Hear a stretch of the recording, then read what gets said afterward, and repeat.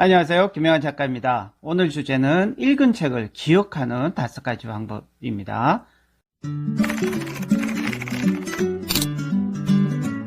몇 개월 전에 책을 읽어도 기억에 남지 않는 이유에 대해서 15분 동안 다양한 이야기를 해드렸습니다. 고맙게도 가장 많은 분들이 시청해 주셨고 반응도 뜨거웠습니다. 자, 읽어도 남지 않는 이유, 가장 중요한 것은 인간의 시스템은 망상, 활성화 시스템을 가지고 있기 때문이죠. 그래서 독서의 기술, 독서의 방법, 독서의 접근법, 독서의 정리법 등이 필요하다는 말씀을 해드렸고요. 자, 오늘은 읽은 책을 기억하는 5가지 방법입니다. 먼저 읽은 책을 기억하는 가장 효과적인 5가지 방법을 말씀해 드리고 마지막으로 그 5가지를 통합해 가장 좋은 실천 방법 한 가지를 추가로 알려드리도록 하겠습니다. 세계 최고의 뇌과학자들이 쓴 책들을 한번 먼저 살펴보겠습니다. 첫 번째 소개해드릴 책은 기억을 찾았어 라는 책이고요. 노벨상을 받은 이 세계 최고의 석학 에릭 캔델의 뇌과학서입니다. 굉장히 두껍고 내용도 굉장히 어렵고 재미도 없습니다. 하지만 아주 유익하다는 점 꼭 기억하시고 도전해 보셔도 좋습니다. 두 번째 책은 독서와 관련해 꼭 읽어봐야 할 뇌과학 책입니다. 바로 메리언 울프라는 작가의 책 읽는 뇌입니다. 이 책도 배울 점이 굉장히 많습니다. 특히 독서와 뇌의 메커니즘, 관계에 대해서는 독보적인 책이라고 제가 감히 말씀해 드릴 수 있는 책입니다. 세 번째 책은 2009년도에 아마존에서 장기 베스트셀러였던 책입니다. 바로 존 메디나의 브레인 룰스라는 책이죠. 제게도 개인적으로 가장 큰 아주 많은 영향을 주었던 책입니다. 꼭 읽어보시기 바라고요. 네 번째 책은 읽은 책을 기억하는 방법에 대해 큰 영감과 통찰력을 준 장기 기억, 단기 기억력에 대해서 아주 큰 도움을 준 책입니다.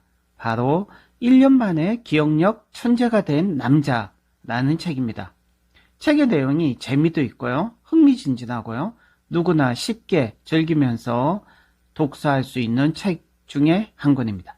이 4가지 책, 그리고 지금까지 제가 읽은 다양한 책들을 종합적으로 분석하고 8년 동안 대한민국 성인 5,000명을 독서법을 실제로 가르친 독서법 코치의 경험을 통해서 우리가 읽은 책을 기억하는 아주 효과적인 5가지 방법을 말씀해 드리겠습니다. 첫 번째, 인간의 뇌는 반복되는 내용을 장기 기억으로 저장한다는 사실을 꼭 기억하세요.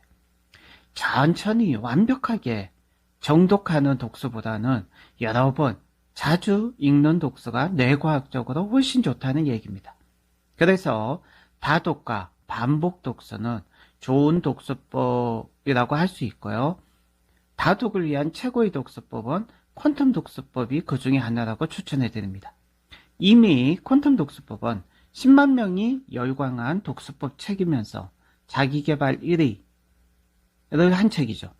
삼성전자 연구원이 회사를 때려치우고 그만두고 3년 만권 독서와 3년 50권 주간을 통해서 만든 독서법 책이면서 5년 동안 수천 명한테 독서법을 실제로 가르치면서 계속해서 발전시켜 나가고 창안하게 된 퀀텀 독서법이기 때문에 믿으셔도 좋습니다. 무엇보다 우리 인간 뇌의 가장 큰 특징은 취사 선택할 수 있는 능력을 갖추고 있는 시스템이라는 점이죠. 그래서 이런 시스템을 잘 활용할 수 있는 독서의 기술이 필요합니다.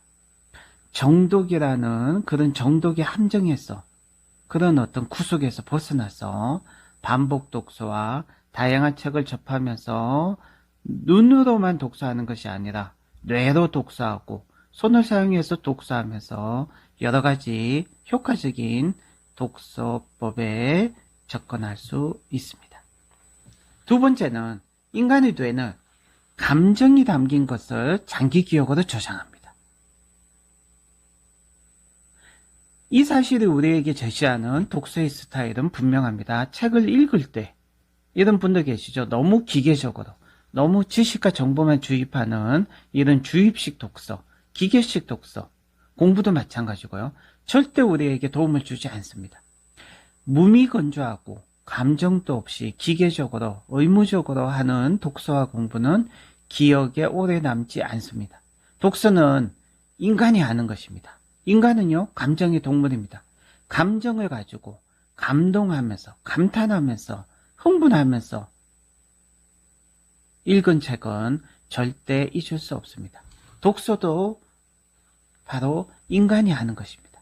풍부한 감정을 넣어서 책을 읽는 것은 인공지능, AI가 절대 인간을 흉내낼 수 없는 최고의 경지입니다. 세 번째는 여기서부터 조금 더 뇌과학적으로 접근해 나가겠습니다. 자신이 이미 알고 있는 지식, 정보의 의미와 잘 연결해서 덩어리로 만드는 작업을 우리는 청칭 작업이라고 하고요.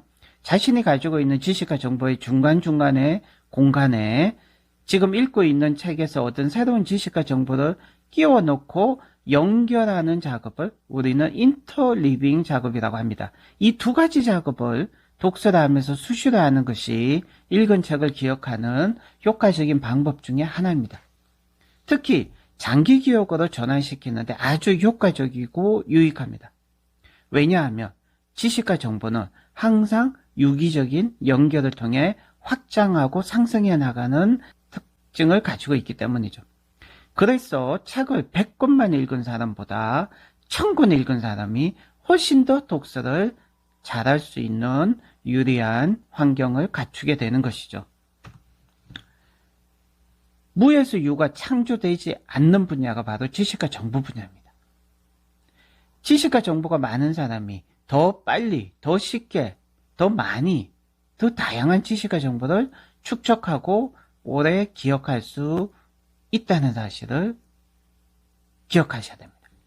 독서법에 관련한 배경 지식이 있는 사람들은 독서법 전문가들이죠. 이런 독서법 전문가들이 독서법에 관한 새로운 책을 읽을 때 일반 사람보다 훨씬 더 빠르게 청칭 작업과 인터리빙 작업이 가능하기 때문에 훨씬 더 빨리, 더 깊게, 더 오래 기억하면서 습득할 수 있을 뿐만 아니라 기억도 오래 할 수 있는 것입니다.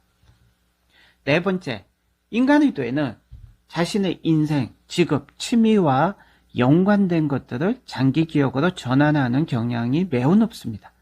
즉, 자신의 관심과 호기심이 독서력에 굉장히 중요하게 작용한다는 사실이죠. 세상과 타인에 대해서 호기심이 유달리 많은 사람이 있죠. 이런 사람들이 천재로 도약하고 전문가로 도약하고 똑같은 시간 독서를 해도 더 높게 성장하는 이유가 바로 여기에 있습니다. 인간은 누구나 가장 큰 관심을 두는 것이 세상과 타인이 아니라 바로 자기 자신입니다. 그래서 자기 자신의 인생, 자기 자신의 직업, 자기 자신의 취미, 자기 자신의 종교, 자기 자신의 어떤 꿈, 목표, 비전과 연관된 내용의 책들을 읽을 때 훨씬 더 많이 이해하고 오래 기억할 수 있는 것입니다. 가장 중요한 최근 10년 동안의 뇌과학들이 밝혀낸 뇌의 기억 방법이 하나 더 추가되었습니다. 그것은 바로 인출 작업과 정교화 작업인데요. 인출 작업과 정교화 작업은 책을 읽고 나서 망상 활성화 체계를 뛰어넘어 장기 기억을 할 수 있게 해주는 지금까지 발견된 방법들 중에 가장 효과적인 뇌의 활동이라고 뇌과학자들이 결론을 내고 있습니다.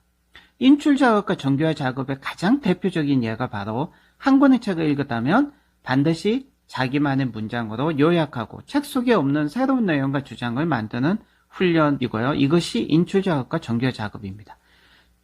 이 인출 작업과 정교화 작업을 가장 효과적으로 잘 할 수 있게 만든 독서의 기술, 독서법이 바로 초수독서법이에요. 초수독서법의 경우는 책 속에 없는 문장으로 책의 중요 내용을 자기만의 문장으로 만들고 창출하는 독서법인데요. 이것이 바로 인출 작업과 정교화 작업의 가장 좋은 사례라고 할 수 있습니다. 그래서 초서 독서법이 깊이 있는 질의 독서, 깊이의 독서라고 할 수 있고요. 반면에 퀀텀 독서는 도서관에 많은 양의 책을 단기간에 독파하고 섭렵하게 해주는 양의 독서, 넓이의 독서라 할 수 있습니다. 깊이와 넓이 두 가지 모두 중요합니다. 넓게 파지 않으면 깊게 팔 수 없기 때문이죠. 창조성, 창의력, 새로운 아이디어, 세상을 넓게 보고 깊게 보는 통찰력, 이 모든 것을 위해서는 양의 독서와 질의 독서, 넓이와 깊이 모두가 중요합니다. 양의 독서가 되지 않은 상태에서 질의 독서만 할 수 없다는 사실 기억하셔야 돼요. 초등학교, 중학교도 나오지 않은 사람이 하버드 대학교를 충분히 잘 다닐 수가 없어요. 양의 독서는 기본을 위한 독서고요. 기본이 안 돼 있으신 분들은, 수천 권 이상의 책을 읽지 않으신 분들은 양의 독서부터 해야 돼요. 기본부터 충실하게 한 다음에 그 다음에 깊이의 독서, 질의 독서를 하는 게 순서입니다. 독서에도 순서가 있고 전략이 있고 방법이 반드시 있다는 사실. 자, 오늘 가장 중요한 결론은 이 5가지 방법을 통합해서 읽은 것을 기억하는 가장 좋은 방법, 훈련 방법, 독서의 방법은 무엇일까요? 제가 내린 결론은 이것입니다. 한 권의 책을 읽었다면 반드시 그 한 권의 책의 내용을 누군가한테 가르쳐 주라는 것이죠. 누군가한테 가르치기 위해서 강의를 하라는 것이죠. 우리가 어떤 책을 읽어도 읽은 책의 내용을 다른 사람한테 가르쳐 준다고 실제로 생각하고 강의안을 만들고 원고를 만든다면 실제로 책 한 권의 내용을 뛰어넘어서 엄청나게 깊은 이해와 기억을 할 수 있게 되는 것이죠. 그래서 배우는 사람보다 가르치는 사람이 훨씬 더 많이 배우게 되는 것이죠. 가르치는 사람은 배우는 사람이 하지 않는 인출 작업과 정교화 작업을 자연스럽게 해야 하기 때문입니다. 책을 읽고 내용을 누군가에게 가르치기 위해서는 여러 번 반복해서 읽어야 하고 요약해야 되고 정리해야 되고 그것뿐만 아니라 자기만의 주장, 자기만의 의견을 더 추가시켜서 정교화 작업을 해야 하기 때문이죠. 그래서 누군가를 가르치기 위해 책을 읽으면 수동적, 주입식, 기계적으로 책을 읽는 그런 어떤 습관을 벗어날 수 있고요. 훨씬 더 많이 성장할 수 있고요. 독서 후에 가장 많이 기억할 수 있고 오래 기억할 수 있는 최고의 독서의 접근법이라고 생각합니다. 자, 오늘은 여기까지입니다. 이번 주 토요일에도 독서법 수업이 개강이 되고요. 책 쓰기 수업은 매주 소수정예로 1대1 또는 1대2로 계속해서 개강되고 있습니다.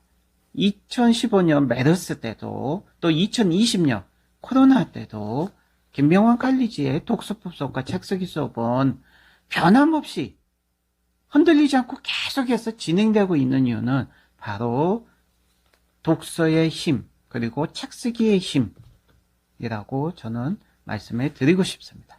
자, 오늘도 여러분 책을 읽고 책을 쓰는 책 읽기와 책 쓰기로 인생을 바꾸고 자신을 뛰어넘는 멋진 하루가 되시기를 바랍니다. 감사합니다.